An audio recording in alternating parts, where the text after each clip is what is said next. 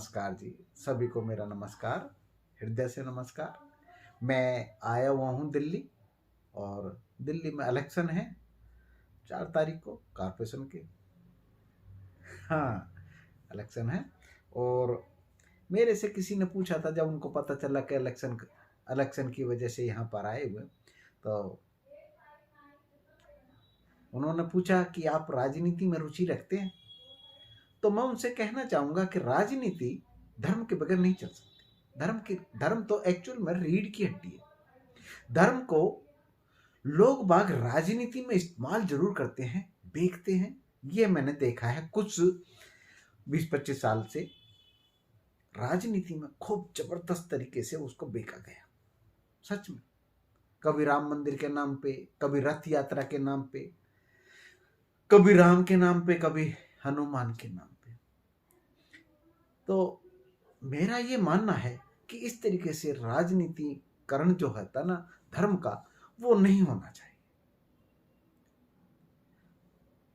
राजनीति को धर्म से अलग भी नहीं रखा जा सकता। जब भी राजनेता भ्रष्ट हुए हैं तो धर्म उतर के आया है, और राजनीति का जो अपनी बागडोर, राजनीति की बागडोर अपने हाथ में ली, चाहे वो परशुराम हो, चाहे और भी बहुत से ऐसे हुए हैं। जी हाँ, उन्होंने उनसे अपनी बागडोर अपने हाथ में ले ली। और मैं पीछे इतिहास उठा के देखेंगे तो महात्माओं ने अपने हाथ में ली है। तो मैं यही कहना चाहूंगा कि राजनीति धर्म से अछूती नहीं रह सकती, हाँ, परंतु धर्म को बेका नहीं जाना चाहिए। जो राजनेताओं के द्वारा जो बेकने का सिस्टम है ना, वो नहीं होना चाहिए। क्योंकि राजनेता के पास सबसे बड़ी शक्ति है मीडिया की, उसके पास हथियारों की, सरकार की। धर्म के पास धर्म है, और उससे बड़ी शक्ति है। मैं जिंदा हूं, मस्तिष्क काम कर रहा है। मस्तिष्क जब भी काम करेगा जब मेरी चेतना काम करेगी। तो समाज की जो चेतना है वो उसका काम करती है धर्म। उसका धर्म है सनातन सत्य, जो इस तन के अंदर छुपा हुआ है वो है आत्मा। सभी के अंदर, चाहे वो क्रिश्चियन हो, मुसलमान हो, सिख है, ईसाई हो, कोई भी, सबके अंदर जो आत्मा है, रूहानी शक्ति है, जो ईश्वरीय है, खुदा के, पैगंबर की, वाहेगुरु की, सच्चे बादशाह की जो शक्ति है, इस मस्तिष्क को चला रही है। वो रीढ़ की हड्डी, वो चेतना है, वो परमाणु के अंदर जो गति कर रही है ना, वो भी वही है। परंतु राजनीति के पास जो है ना, बाहर का इकट्ठा हुआ आडंबर है। वो जब धर्म को बेचने लगता है ना, तो बड़ी प्रॉब्लम आ जाती है।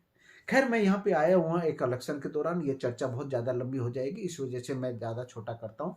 और आप देख पाएंगे पीछे अन्ना हजारे का जो यहाँ पे प्रोटेस्ट पूरे इंडिया में करते रहे, और उसका सारे पब्लिक ने, पूरा समाज ने उसका साथ दिया। उसका बेसिक कारण क्या था? वो धर्म से जुड़ा हुआ था, सनातन धर्म से जुड़ा हुआ था। भूख हड़ताल करता था, उसकी आत्मशक्ति उसके साथ देती थी, और सच्चाई के लिए लड़ता था। उसी सच्चाई की जो सेना है ना, उसमें से एक बंदा निकल के आया। उसने सोचा कि अगर मैं सच्चाई के लिए लड़ता हूं तो लड़ने के लिए पावर चाहिए, मुझे राजनीति में आना ही पड़ेगा। और राजनीति में आया, केजरीवाल आया, आप सरकार बनाई और बढ़िया काम किया। और कहते हैं कि ये टैक्स फ्री, ये फ्री, वो फ्री, बिजली फ्री, पानी फ्री, इससे क्या हो जाएगा? अरे इससे बहुत कुछ होगा भाई, बहुत कुछ होगा। अपाहिज नहीं हो रही जनता।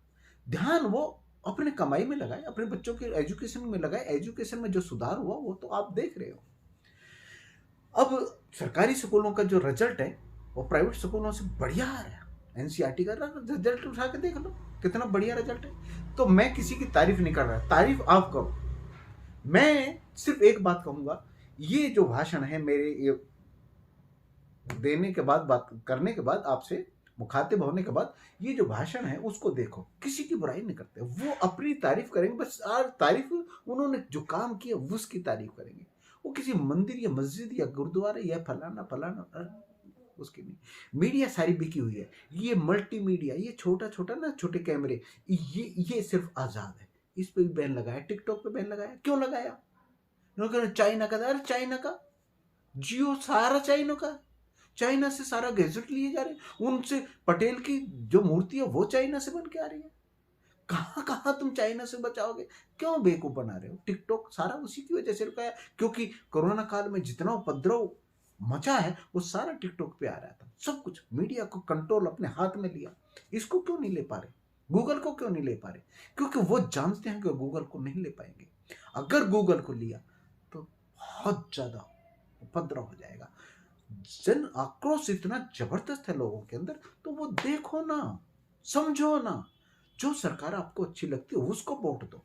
ये बुराई नहीं करती है सरकार, ये सरकारें बुराई करती है ना तो वो चलो किसी की लाइन काट दो अपनी लाइन बड़ी करने के लिए। नहीं, लाइन मत काटो, अपनी लाइन बड़ी करो भाई, अपने काम अच्छे करो। अपने काम अच्छे करोगे तो अपने आप बनेंगे। वो नहीं, वो नहीं, उसको गांधी को क्यों मारा? गोडसे ने बहुत अच्छा काम किया, ये किया वो किया, कितने उपद्रव। नेहरू क्या था, फलाना क्या था, राहुल गांधी पप्पू क्या था, गुड्डू क्या था। क्यों भाई? तुम क्या हो ये देखो ना, तुम ये देखो तुम क्या हो, तुमने क्या काम कर रहे हो। कोरोना के बाद आप इलेक्शन के कितना पैसा, धन, करोड़ों की संपत्ति इकट्ठी की। क्या राम मंदिर की जरूरत थी? क्या हॉस्पिटल की जरूरत नहीं थी? है? क्यों धन इकट्ठा किया भाई? किस वजह से इकट्ठा कर रहे हो आप? ये देखो ना, 4 लोग मेरे ही जानने वाले आके यहाँ पे मेरे दरवाजे खड़े हुए, मुझे डोनेशन देना पड़ेगा और करोड़ों की संपत्ति। क्यों? ऐसा नहीं, ऐसा नहीं होना चाहिए। चलो खैर, मैं अब इस चीज को खत्म करता हूँ। इसमें देखो, ये जो भाषण दिए हैं इसमें किसी भी सत्ताधारी व्यक्ति की बुराई की हो तो बताइए, और जो आपको अच्छा लगता है वो करो। बेटर ये है कि भ्रष्टाचार मिटना चाहिए। जो आपको मिल रहा है वो बहुत अच्छा है। बिजली पानी फ्री है, ठीक है, मैं मानता हूँ। एजुकेशन भी फ्री है भाई। और जगह ध्यान दो ना आप, अपनी कमाई को बंद मत करो, और जगह ध्यान दो। उसका सरकार का कहने का मतलब ये है। तो देखो आपको क्या चाहिए। इग्नो रोड बनाया, हाँ, इंदिरा गांधी यूनिवर्सिटी का रोड बहुत समय से पहले पेंडिंग पड़ा था, सिर्फ राजनीति के कारण नहीं बन पा रहा था। और मैं तो कहूंगा कि ये प्रोजेक्ट और आगे बढ़े। तो प्रोजेक्ट आगे बढ़ने के लिए आपकी ताकत की जरूरत है भाई, आपकी वोट की जरूरत है। और उस वोट को किस तरीके से इस्तेमाल करना आप सब जानते हो। मैंने नहीं पूछा था जब केजरीवाल की सरकार आई थी, मिसिज BLO थी, मैं मानता हूं, परंतु हमें मालूम था 3 महीने 2 महीने पहले मालूम हो जाता है कि कौन जीत रहा है। क्योंकि जो जन समुदाय है ना, वो जड़ है। जड़ों को मैं जानता हूँ, आपकी जड़ें कितनी गहरी हैं। तो दिखा दो फिर से, हरिओम कर दो चढ़ा देंगे नारियल, और क्या नीलकंठ पे चढ़ा देंगे, और क्या। मैं तो खुदा के नाम का भी जो नारियल है ना, नीलकंठ पे फोड़ता हूँ भाई। खुदा, भगवान, राम, रहीम कुछ अलग नहीं है, एक ही सत्ता है, एक सच्चाई है। ठीक है, देखो आप निर्णय आप करो। 4 तारीख को ठप्पा कहाँ लगना ये भी आप देखो, ठीक है। मिलते हैं इस इलेक्शन के बाद। जो कैंडिडेट है विधायक जी हैं उनका भी नहीं लूंगा, और सीधा सबसे पहले मैं जो हमारे आम आदमी पार्टी प्रत्याशी उमेद सिंह फोगाट है उनसे अनुरोध करूंगा कि वो अपनी बात आप सब लोगों के बीच रखे। उमेद सिंह फोगाट जी।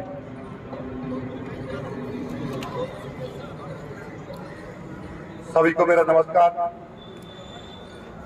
मेरे बुजुर्ग, मेरे नौजवान साथियों, माताएं और बहनों, विधायक करतार सिंह तंवर जी, मेरे पार्टी के पदाधिकारी जी, सभी को मेरा नमस्कार। आज हम MCD के विषय में बात करने आए हैं। MCD का चुनाव है 4 तारीख को। तो आप सबको पता है कि दिल्ली में 15 साल से MCD का शासन है। आप सब लोग जानते हैं कि पिछले 15 साल से आपका जितना रोड में कूड़ा है, नालियां गंदी है, रोडों पर लाइट नहीं है, आप सबको पता है। इस 15 साल का जो MCD का शासन को बदलाव की जरूरत है। मैं कहना चाहूंगा आप सबको कि 15 साल से MCD का शासन चल रहा है। अब की बार एक और को चयन करके देखिए, आने वाले टाइम में विधायक भी आम आदमी पार्टी से, पार्षद भी आम आदमी पार्टी से ज्यादा कार्य कर पाएंगे। दिल्ली में मुख्यमंत्री आम आदमी पार्टी का और मेयर आम आदमी पार्टी का होगा तो हम ज्यादा अच्छा कार्य कर पाएंगे। जितने भी काम दिल्ली गवर्नमेंट ने पर्यावरण में सारी सड़कें 2015 में आपने एक निर्णय लिया जिसकी कोई नहीं सोच सकता था। आपका निर्णय था आम आदमी पार्टी के पक्ष में, मुझे आपने विधायक बनाकर भेजा और दिल्ली में अरविंद केजरीवाल जी को मुख्यमंत्री बनाने में, अरविंद केजरीवाल जी की सरकार बनाने में आपने योगदान दिया। और आपका वो फैसला, एक फैसले ने आपके ने क्षेत्र में बहुत विकास के कार्य कराए हैं। 2015 के बाद फिर 2020 में चुनाव हुए, आपने फिर निर्णय लिया, फिर दोबारा आपने दिल्ली में आम आदमी पार्टी की अरविंद केजरीवाल जी की सरकार बनाई। साथियों, जो इस क्षेत्र के लिए सबसे पहला काम आम आदमी पार्टी की सरकार ने किया, जो यहाँ की सबसे बड़ी एक समस्या थी, जो प्रॉब्लम थी, इग्नोर रोड। आपके बीच में है, इग्नोर रोड को 160 दुकानें तोड़कर पीछे हटाकर उसकी चौड़ाई बढ़ाई गई और दोबारा से पूरा रोड नया बनाया गया। जब ये रोड बनकर तैयार हुआ, डबल रोड किया हमने, उससे पहले जो जाम की स्थिति होती थी, रोड भी खराब था, रोड संकरा भी था। जो चौड़ाई बढ़ी उससे इतना बेनिफिट हुआ कि ट्रैफिक बड़े आराम से निकलने लगा और तब से अब तक कोई ऐसी बड़ी दिक्कत नहीं आई जो पहले हमेशा रहती थी। सरकार आने के बाद हर क्षेत्र में काम हुआ, शिक्षा के क्षेत्र में जबरदस्त काम हुआ। दिल्ली सरकार ने सारे स्कूल अच्छे कर दिए। पहले प्राइवेट स्कूलों में लोग अपने बच्चों को पढ़ाते थे, बहुत मोटी फीस जाया करती थी। आज मुझे बड़ी खुशी होती है कि उन सरकारी स्कूलों की चर्चा जो दिल्ली ने अच्छे किए हैं, जो दिल्ली सरकार ने अच्छे स्कूल किए हैं, उनकी चर्चा सिर्फ दिल्ली और देश में नहीं, आज विदेशों तक में उनकी चर्चा हो रही है। कितने अच्छे स्कूल दिल्ली सरकार ने बनाए हैं। बिजली के क्षेत्र में काम हुआ, आज अच्छी बिजली मिलती है, पूरी वोल्टेज मिलती है, बिजली जाती नहीं है।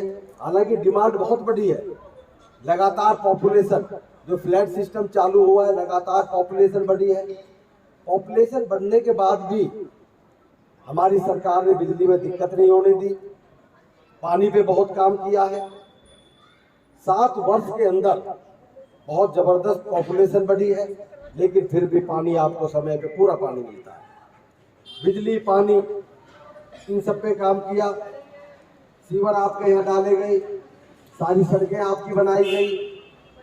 200 यूनिट तक बिजली भी फ्री मिलती है, 200 से 400 यूनिट तक आधा रेट होता है। बिजली की क्वालिटी के साथ, ये नहीं कि बिजली आपकी खराब होगी और सस्ती हुई हो, बिजली की क्वालिटी के साथ जो है, जिन लोगों को जरूरत थी, गरीब लोगों को 200 यूनिट तक जिनकी खर्च होती है, गरीब परिवार वो होते हैं, उनके लिए व्यवस्था सरकार ने कराई। क्योंकि सरकार को सबका सोचना होता है, गरीब का भी, अमीर का भी, मध्यम वर्ग का, किसान का, मजदूर का, सबका सरकार सोचती है। तो हर क्षेत्र में सरकार ने काम किया। पिछले 2 वर्ष एक प्रॉब्लम जरूर रही, 2-2.5 वर्ष कोविड की वजह से। जब दोबारा सरकार बनी, उसके बाद कोविड की वजह से कामों में रुकावट आई, कई बार लॉकडाउन हुए, कई बार दफ्तर बंद रहे। और सरकारों की जो प्राथमिकता है वो लोगों का जीवन बचाने की थी। अब सारी स्थितियां ठीक हो गई हैं, फिर से सारे काम शुरू हो गए हैं। और एक बहुत अच्छा काम जो आपके यहाँ पर शुरुआत हुई है, इग्नोर रोड पे मेट्रो का काम शुरू हो चुका है। इसके लिए मैं आप सबको बहुत बहुत बधाई देता हूँ। मेरा आपसे एक ही कहना है कि दिल्ली सरकार ने इतने काम किए हैं, हर क्षेत्र में हर वर्ग के लिए काम हुआ। दूसरी तरफ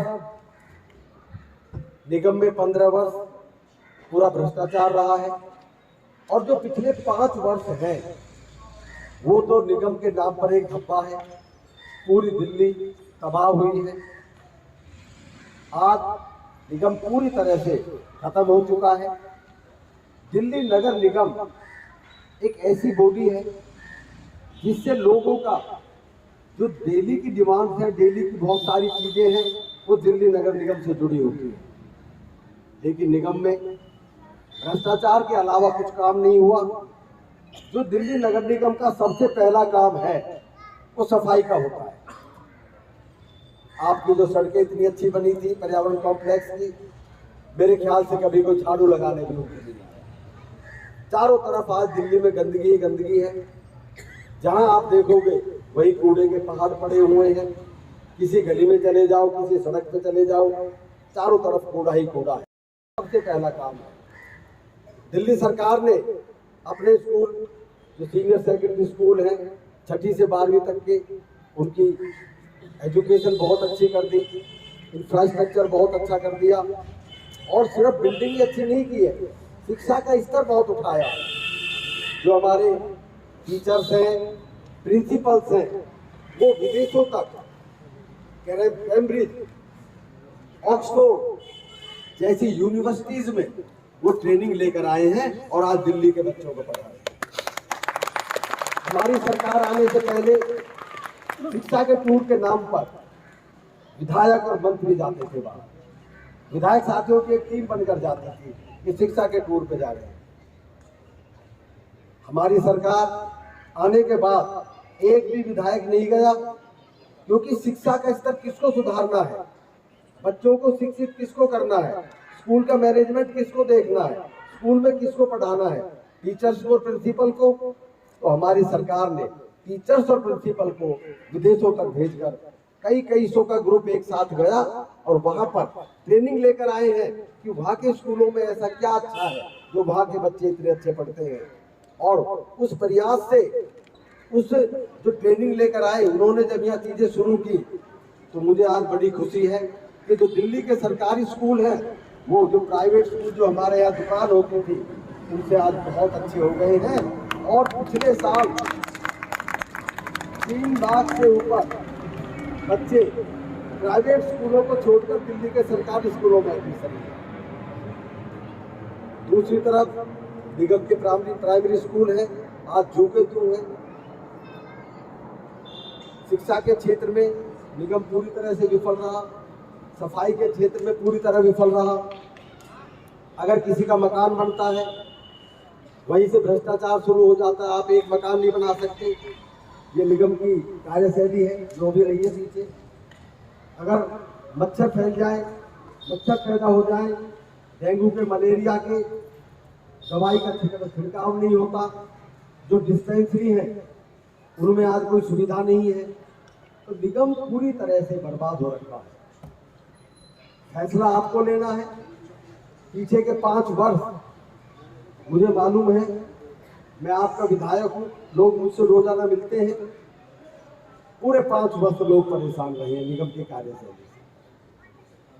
तो मेरी आपसे एक ही विनती है, फैसला आपको लेना है। और एक मैं आपको और बात बताना चाहता हूँ, पूरी दिल्ली में आप सभी को मालूम है, कहीं बात कर लीजिए, किसी से चर्चा कर लीजिए, फोन करके पूछिए, पूरी दिल्ली का हर व्यक्ति यही कह रहा है कि दिल्ली में भी अरविंद केजरीवाल जी आ, यही चर्चा सब कर रहे हैं। दिल्ली में अरविंद केजरीवाल जी आ रहे हैं, तो निगम में दिल्ली में आम आदमी पार्टी की सरकार बन रही है। नगर निगम की सरकार आम आदमी पार्टी की बन रही है। मेयर आम आदमी पार्टी का बन रहा है। विधायक आपका आम आदमी पार्टी का है। मुख्यमंत्री आपके आम आदमी पार्टी के हैं। तो आपका निगम पार्षद कौन सी पार्टी का होना चाहिए? आम पार्टी। वो भी आम आदमी पार्टी का होना चाहिए। अगर आपका आम आदमी पार्टी का निगम पार्षद होगा तो मेरे साथ मिलकर काम करेगा, हम दोनों मिलकर काम करेंगे। मेयर भी हमारा, मुख्यमंत्री भी हमारा। और मैं आपको विश्वास दिलाता हूं, जिस तरह से दिल्ली में आम आदमी पार्टी की सरकार आने के बाद दिल्ली सरकार ने काम किए, मुख्यमंत्री ने काम किए, आपने विधायक ने काम किए, उसी तरह से निगम भी उतने ही अच्छे काम करेगा। और उमेश फोगाट जी यहाँ से उम्मीदवार हैं, बहुत लंबे समय से राजनीतिक और सामाजिक क्षेत्र से जुड़े हुए हैं। जब मैं पहली बार निगम पार्षद लड़ा था 2007 में। उससे पहले मेरे साथ ही हमेशा राजनीतिक और सामाजिक क्षेत्र में उमेश फोगाट जी ने काम किया। उनके कामों को देखते हुए जो उन्होंने पिछले 5-6 वर्ष से लगातार पूरे वार्ड में एक एक व्यक्ति से जुड़े रहे हैं, एक एक घर के सामने जो जरूरत पड़ी है, जो हमें योजनाएं लेकर आए हैं, जो दिल्ली सरकार योजनाएं लेकर आई, उनको धरातल पर काम कराने में उमेश फोगाट जी का बहुत योगदान रहा है। रात दिन जनता के बीच में रहे हैं, बहुत मेहनती व्यक्ति हैं। तो मेरी आपसे यही विनती है कि जिस तरह से आपने दिल्ली सरकार बनाने में मुझे यहाँ से जिताकर योगदान दिया, उसी तरह से उमेश फोगाट जी को यहाँ से जिताकर नगर निगम की सरकार भी अरविंद केजरीवाल जी की आम आदमी पार्टी की सरकार बनाने में आप अपना योगदान दें, यही मैं आपसे विनती कर रहा हूँ। अभी क्योंकि दूसरी सभा भी 5 बजे से पहले समाप्त कर रही है, आज का आखिरी दिन है, मैं अपने तमाम भाइयों से, बुजुर्गों से, अपनी बहनों से, माताओं से यही विनती करूंगा कि आप एक बार उमेश फोगाट जी को मौका देकर देखिए। पूरी दिल्ली आज आम आदमी पार्टी के साथ है निगम चुनाव में।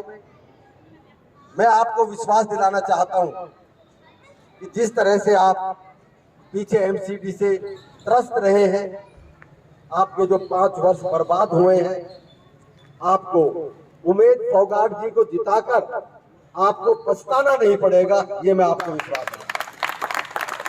इन्हीं शब्दों के साथ मैं आप सभी का बहुत बहुत धन्यवाद करता हूं।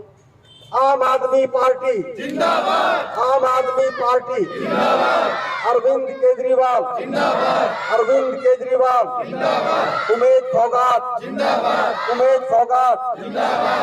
भारत माता की जय, भारत माता की जय, भारत माता की जय। सभी का बहुत बहुत धन्यवाद।